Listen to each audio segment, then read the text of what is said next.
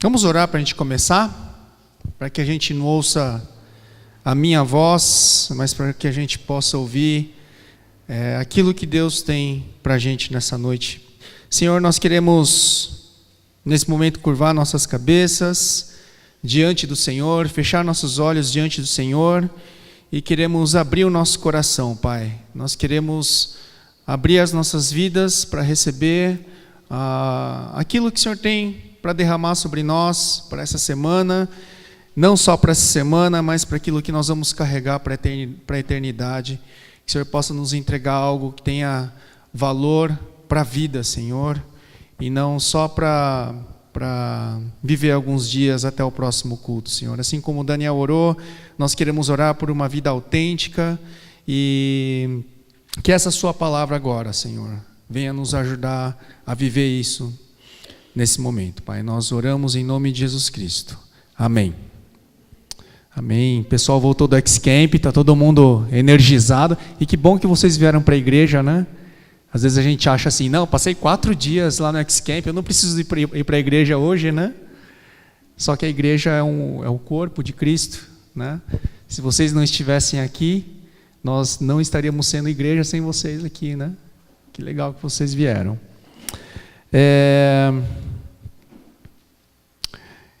Eu queria compartilhar um texto da Bíblia com vocês. Antes de ler esse texto, eu queria fazer uma pergunta que vocês não precisam me responder, tá? Eu quero que vocês reflitam sobre essa pergunta. Quando a vida fica confusa, vocês costumam recorrer a algum texto da Bíblia?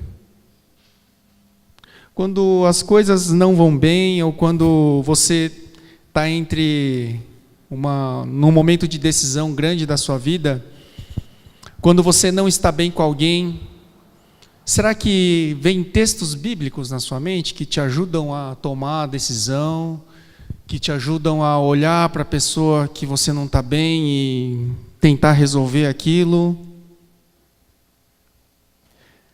Será que vocês já passaram, assim como eu, por momentos de dúvida na fé? Será que Deus realmente está olhando para mim? Será que Deus realmente está ouvindo a minha oração? E quando você pensa isso, será que vem um texto bíblico na sua mente? Eu queria compartilhar com vocês um trecho da Bíblia que, se pedissem para eu escolher um pedacinho da Bíblia, na verdade assim, se fosse para escolher um versículo, né, talvez eu escolheria o que Jesus falou a respeito, que ele estava respondendo para um fariseu, né? Qual é o mandamento mais importante, né? E Jesus vai lá e resume, né? Fala assim, olha, ama teu Deus acima de todas as coisas e ama o seu próximo como a si mesmo. Olha que resumo maravilhoso, né? Que Jesus coloca para a gente. E se a gente for pensar, expandir, não só um versículo, mas um trecho da Bíblia, e aí eu penso sempre no capítulo 5 de Mateus, na verdade o capítulo 5 até o 7 de Mateus tem um trecho que os teólogos, a gente acha que Jesus fez um discurso grande inteiro ali, né? Nesses 3 capítulos da Bíblia, mas alguns teólogos falam que ali naqueles 3 capítulos da Bíblia está um grande resumo da grande maioria das pregações que Jesus fazia em público. Ele falava a respeito dessas coisas. Se a gente ler esses 3 capítulos da Bíblia, a gente vai entender o porquê que o Evangelho é tão prático, o porquê que o Evangelho tem a ver com vida. Isso aqui que o Daniel estava cantando e orando agora, viu, Daniel? Extremamente apropriado. Extremamente apropriado o que o Daniel falou, porque nós não estamos aqui por causa de uma religião, né? Nós não estamos aqui para agredir católicos, nós não estamos aqui para fazer uma guerra contra os ubandistas, né? A gente está aqui para viver uma vida autêntica, uma vida que reflita Cristo, e isso tem a ver com a verdadeira religião. A palavra religião está meio esquisita hoje em dia, né? A palavra religião, quando você ouve, você lembra de coisas que você não pode fazer, coisas que você deve fazer, e ela não reflete vida. A palavra religião, na sua essência, ela tem um significado muito bonito, né? Adão e Eva pecaram e eles se desligaram de Deus. E quando a gente fala religião, a origem da palavra religião é religar. Vem de religar, reconexão. Quando nós falamos de religião, nós não estamos falando de um punhado de coisas para fazer ou não fazer. Quando nós falamos de religião, nós estamos falando da verdadeira religião. Nós estamos falando reconexão. Estarmos de novo na presença de Deus. Eu estava assistindo um vídeo na internet outro dia, um pastor muito carismático falando, e ele falou uma coisa que me chamou a atenção. Ele estava falando sobre o Éden, né? E tem muitos arqueólogos, muitos cientistas procurando o Éden, e ninguém consegue achar o tal do Éden. O pessoal só acha deserto ali naquela região e fala assim, não é possível. Onde é o lugar do Éden? Né? E esse pastor, na hora que ele está pregando, ele fala uma coisa muito interessante. Ele fala assim, Éden não é um lugar físico. Éden não é um pedaço de terra que Deus colocou o homem e a mulher. O Éden é o lugar onde a sua presença fez diferença, porque era lá que ele caminhava com Adão e Eva.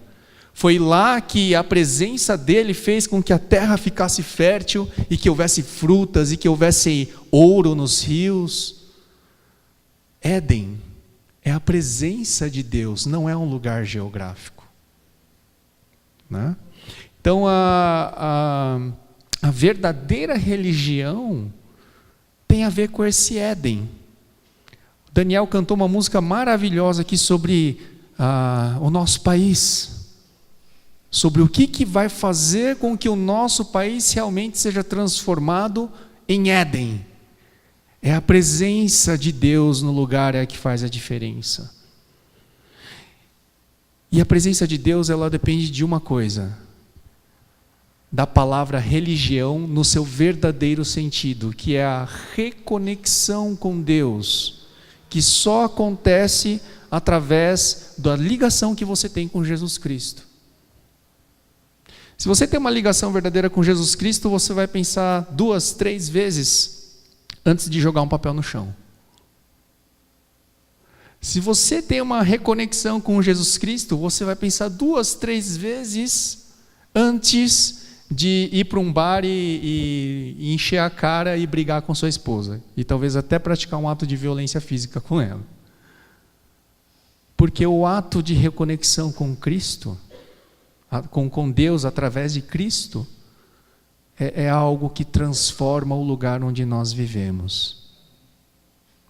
Não é? Vamos abrir nossas Bíblias. Vamos lá para Mateus 5. Mateus 5. Eu desafio vocês a lerem Mateus 5, 6 e 7 e tentar descobrir por que eu gosto tanto desses capítulos. Eu gosto de tentar imaginar que Jesus está falando diretamente comigo, que Ele está falando coisas específicas para mim. Por exemplo, eu vou falar de adultério. Tá lá no capítulo 5, versículo 27. Mateus 5, 27 diz assim: Vocês ouviram que foi dito, não adulterarás. Mas eu lhes digo, qualquer que olhar para uma mulher e desejá-la, já cometeu adultério com ela no seu coração. Pausa. Olha só que profundo isso. Né? Como é que eu imagino Jesus falando isso para mim? Ele está falando assim, Ivan, não é só o contato físico com uma mulher que te faz pecar. A tua mente te faz pecar. Cuida da tua mente, filho. Né? Eu gosto da maneira como está escrito aqui na Bíblia, porque são palavras diretas de Jesus. Nós não estamos ouvindo uma história, nós estamos tendo uma conversa com Jesus. E se nós estamos tendo uma conversa com Jesus, verdadeira religião, religação, reconexão. Nós estamos falando com Deus, e se isso faz diferença na sua vida, com certeza você vai transformar o ambiente que está à sua volta. Porque isso não, o adultério não tem a ver só comigo, tem a ver com ela. Tem a ver com ela. Eu estou transformando a realidade em minha volta para as pessoas que vivem em torno de mim.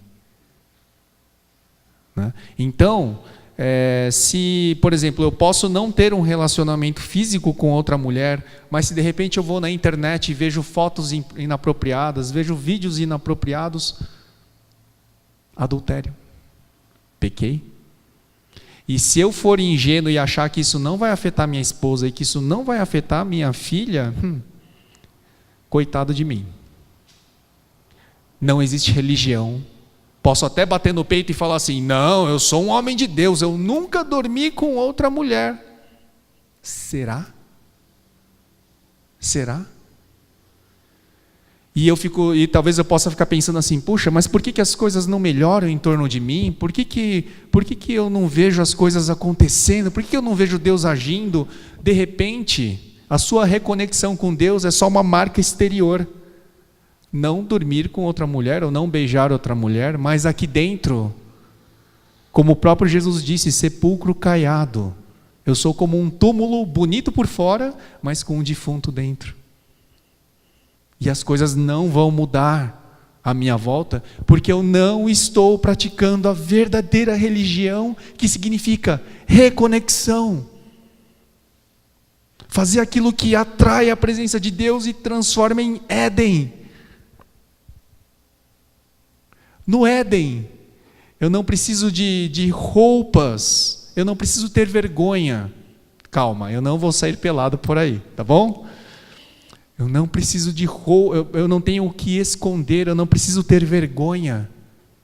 Eu vou ler mais alguns versículos aqui, a gente vai entender melhor esse não vestir roupas, não ter vergonha.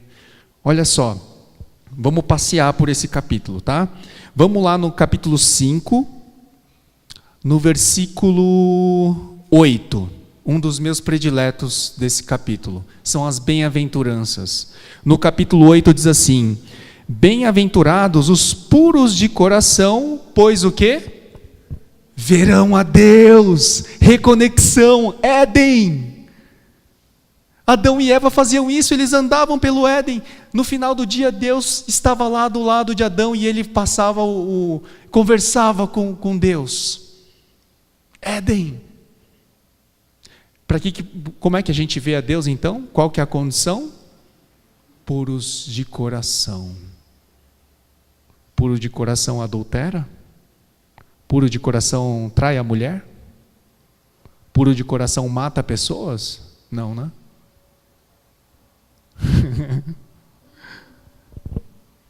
Pureza em nosso coração não é uma ordem dada por um homem.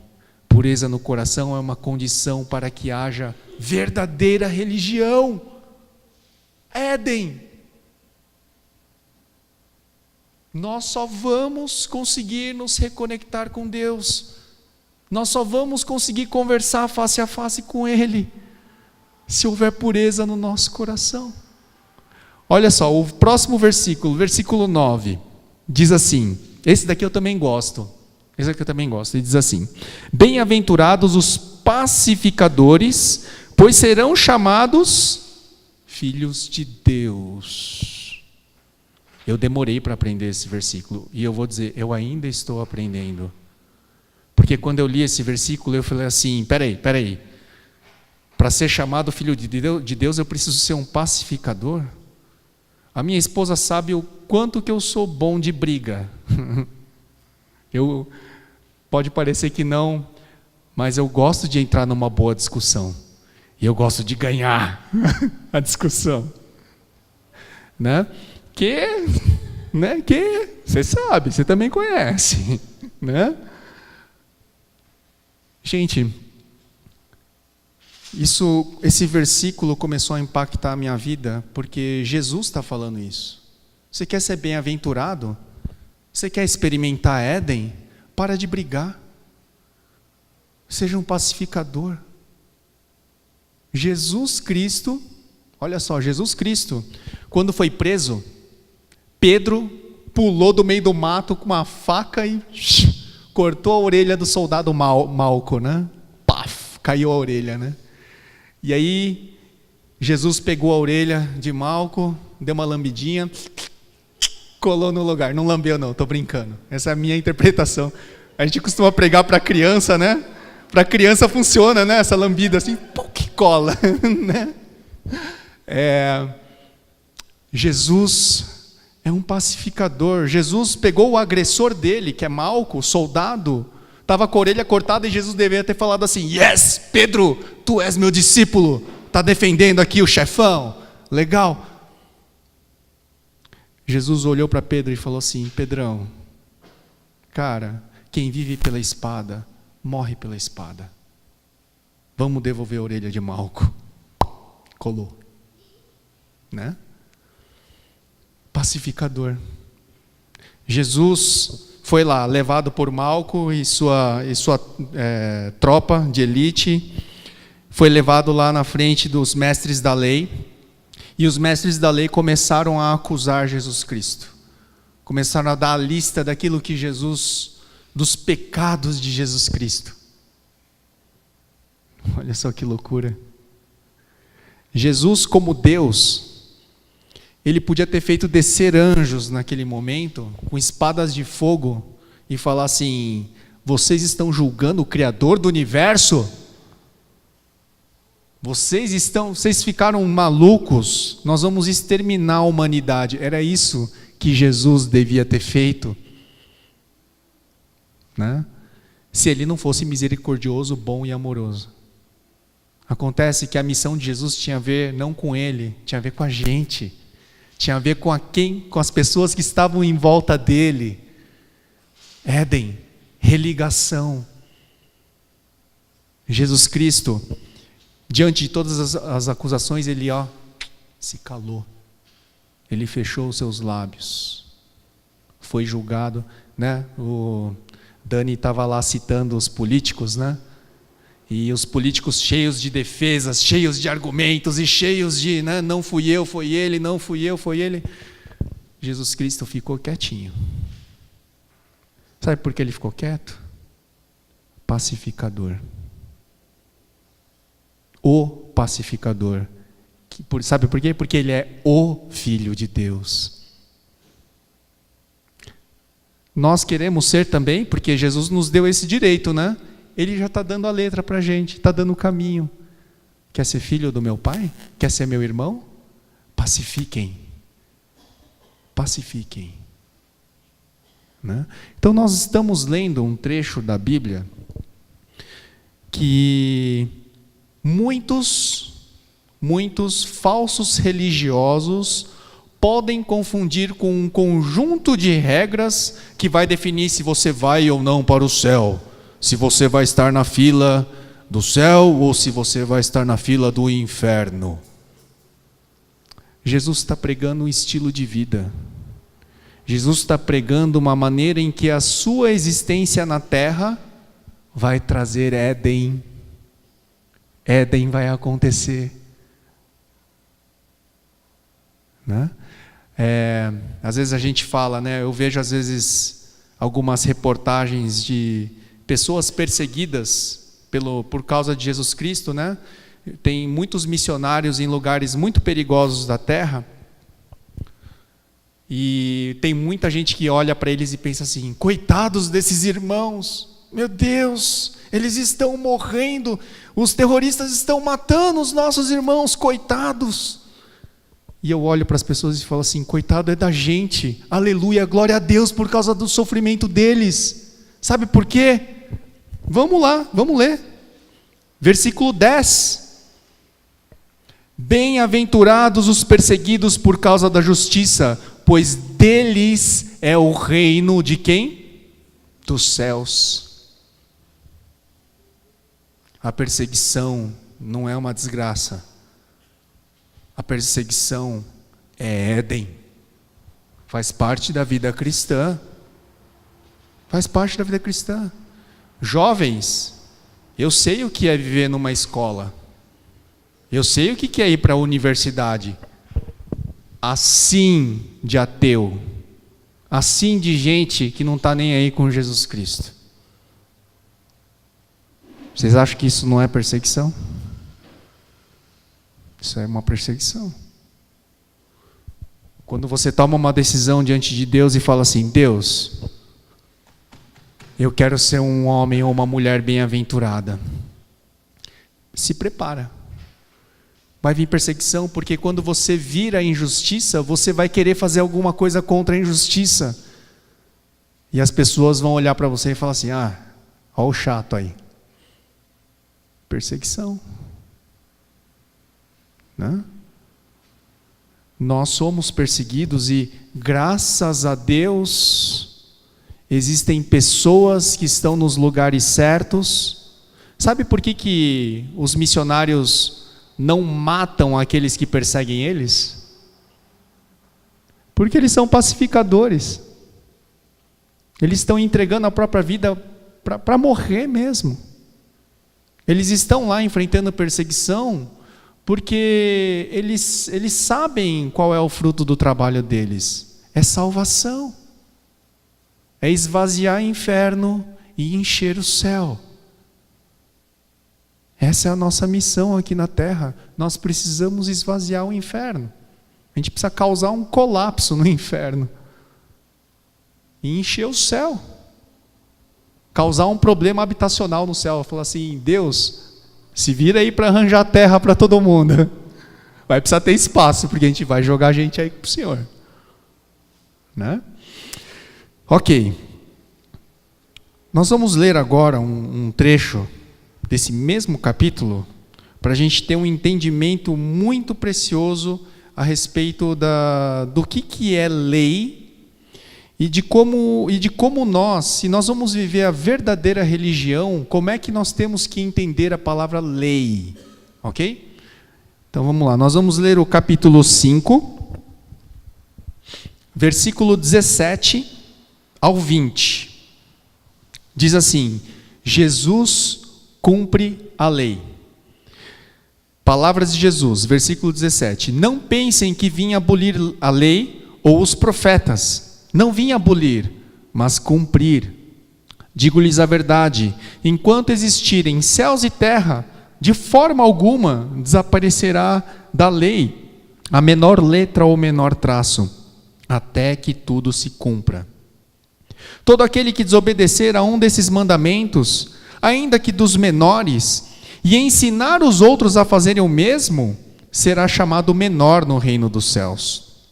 Mas todo aquele que praticar e ensinar esses mandamentos, será chamado grande no reino dos céus. Pois eu lhes digo que se a justiça de vocês não for muito superior à dos fariseus e mestres da lei, de modo nenhum entrarão no reino dos céus. Tem muita informação interessante aqui. Tem muita informação interessante. Porque se alguém te fala que a lei não vale mais, essa pessoa está ensinando uma coisa errada para você. Porque Jesus, ele cumpriu a lei. Está escrito aqui. Ele é um cumpridor da lei. Mas ele é um cumpridor da lei não só no caráter externo. A lei de Jesus Cristo é diferente. A lei dos fariseus, eles mostravam através das roupas, eles mostravam através de atitudes externas. Os fariseus iam para as esquinas e oravam em voz alta. Ah, Senhor! E ficava a aparência de alguém que ora. Os fariseus faziam tudo entre aspas, tá? Tudo que a lei mandava, mas por aparência. Era algo que vinha de fora, vinha de um livro, ok? E atingia a parte externa deles, mas a lei nunca entrou nos seus corações. Eles passavam a vida inteira estudando a lei, Mas a lei parava aqui dentro e ela não descia para o coração deles. Eles não eram verdadeiros cumpridores da lei. Eles não eram verdadeiros religiosos, falsos religiosos. Porque quando Jesus fala que para você cometer adultério, basta você olhar da maneira errada, Jesus está falando assim, a minha lei, ela começa aqui e vai para fora. É o caminho inverso dos mestres da lei e dos fariseus. Jesus, ele fala assim, eu conheço a lei. Jesus, quando tinha 12 anos de idade, ele estava ensinando a lei. Ele foi para o templo e começou a ensinar a lei. Ele sabia, a lei estava aqui, mas a lei desceu. Foi para o lugar onde deveria estar, foi para o lugar onde realmente faz diferença, que é no nosso coração. A lei, ela não foi feita para dominar as pessoas. Eu chegar, é Jean, né? Chegar para o Jean e falar assim, Jean, estou de olho em você, hein, cara?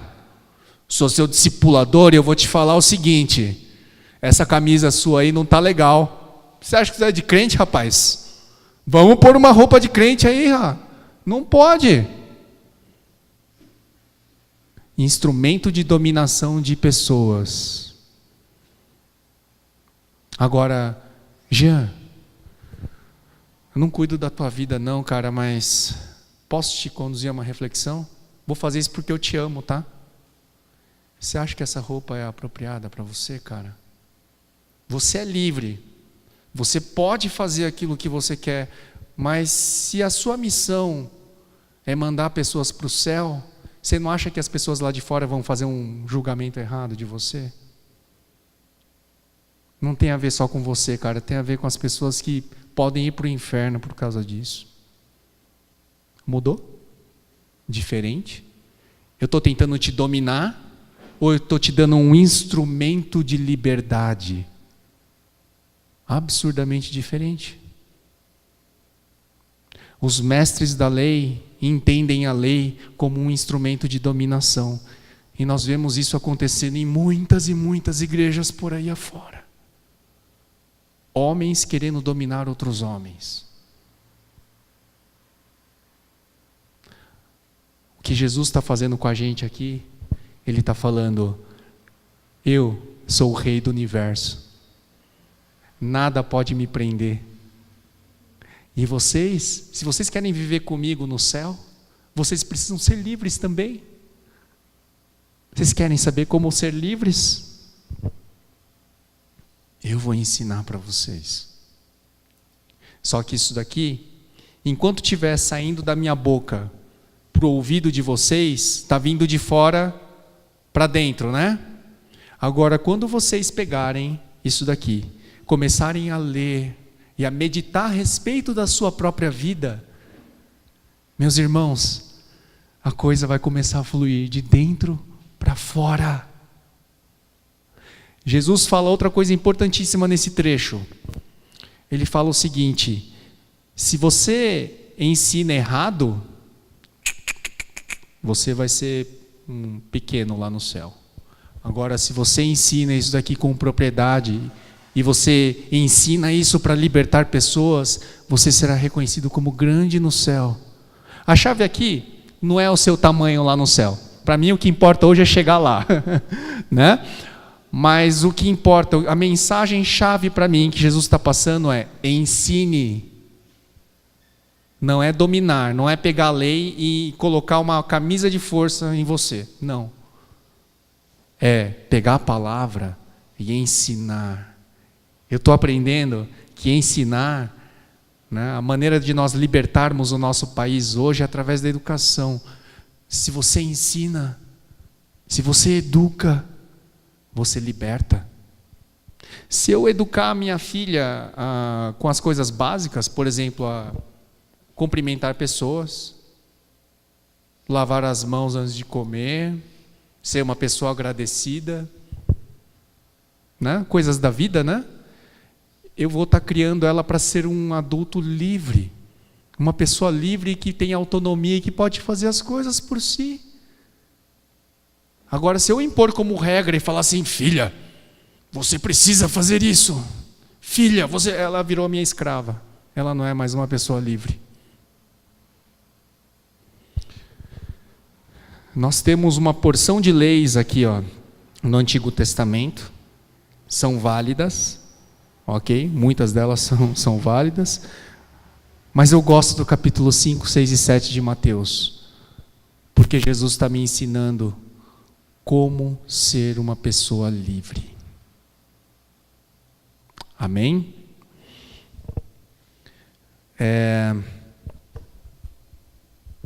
Para encerrar, eu digo o seguinte para vocês. Versículo 20. Pois eu lhes digo que se a justiça de vocês não for muito superior à dos fariseus e mestres da lei, de modo nenhum entrarão no reino dos céus. Jesus está falando assim: a quem vocês vão se igualar? Aos mestres da lei ou a mim? Porque Jesus está te chamando, está me chamando para um relacionamento direto com Ele. Às vezes, se você fica esperando muito o pastor dar uma direção para a sua vida, não estou falando para você se rebelar do pastor não, tá? Ouça bem. Mas, às vezes, a gente tem uma relação com o pastor em que a gente está entregando para ele a chave do nosso relacionamento com Jesus Cristo. Você vai ajudar muito mais o seu pastor se você for uma pessoa que tem um relacionamento genuíno com Jesus Cristo e você quer ajudar o pastor a fazer a obra que tem que ser feita dentro da igreja. Ser uma pessoa que ensina, ser uma pessoa que atrai a lei para dentro de si, internaliza, entende e fala assim: Jesus, eu entendi que isso é a chave da minha liberdade, eu quero fazer. Você vai ser um parceiro do seu pastor, ok? E você não vai ser um escravo do seu pastor. Tenho certeza que o pastor Hermes não quer escravos aqui, ele quer parceiros. Só que para isso, nós temos que mergulhar nisso daqui e fazer uma autoavaliação. Eu não posso ler sobre adultério e ficar cobrando: Serginho, olha lá, hein? Tô de olho em você, olha lá, hein, Dani? Tô de olho. Né? Tem gente que até gosta, né, de um general em cima. Sinceramente, eu não gosto. Eu gosto de pegar isso aqui e fazer como se fosse um espelho. Como eu estou? Estou em pecado. Preciso resolver isso daqui. Senão não tem Éden. Senão ela sofre. Senão ela sofre. Senão as pessoas que andam comigo sofrem. Porque nós não fomos feitos para ser um. Já preguei isso aqui uma vez. Nós fomos feitos para sermos nós.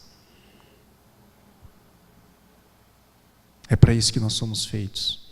É por isso que Paulo fala sobre o corpo de Cristo. Porque eu não sou eu. Nós somos nós. Todos nós aqui somos nós. Somos um. Amém? Vamos orar?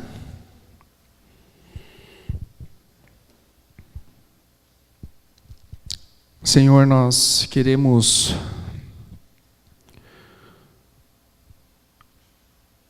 nos assemelhar ao Senhor.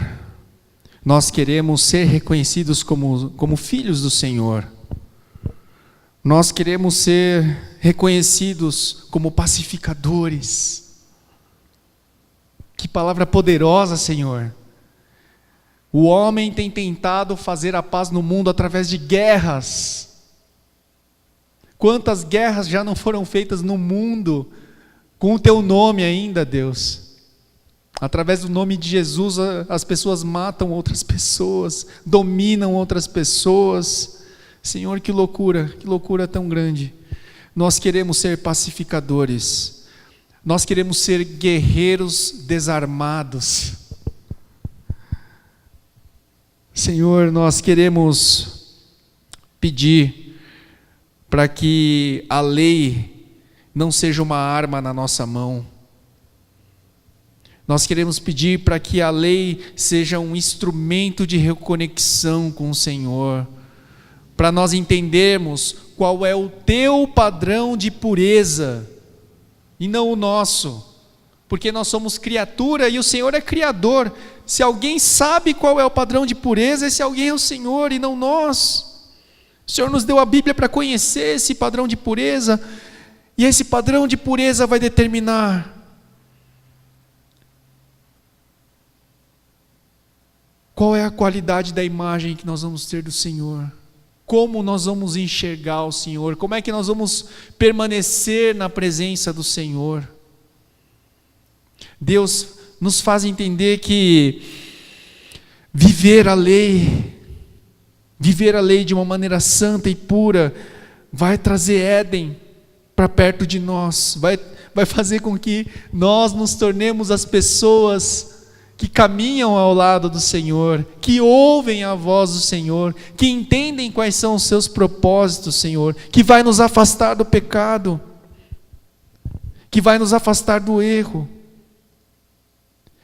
que vai fazer com que nós sejamos faróis que iluminam o mundo. Tua palavra fala, nesse mesmo capítulo, diz que nós seremos a luz do mundo, se nós entendermos a Tua lei, não só nas nossas mentes, mas no nosso coração. Esse mesmo capítulo da Tua palavra fala que nós seremos sal da terra, nós vamos ser as pessoas que dão sabor à terra, Senhor. Coisa poderosa, Pai, num mundo de insipidez, num mundo onde as pessoas não fazem mais diferença daquilo que é bom ou ruim. Essa filosofia humana já não nos presta mais, Senhor, porque nós somos as pessoas que Te amamos, nós somos as pessoas que queremos andar com o Senhor e salgar essa terra, Pai. Essa é a nossa oração para as nossas vidas, Senhor. Faz-nos enxergar a Tua lei não como um instrumento de dominação, mas de liberdade, Pai. No nome de Jesus Cristo que nós oramos, Senhor. Amém.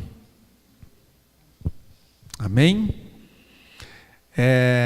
Pastor Hermes pediu para avisar que ele estaria lá no X-Camp, né? Ele esteve ajudando lá, e que hoje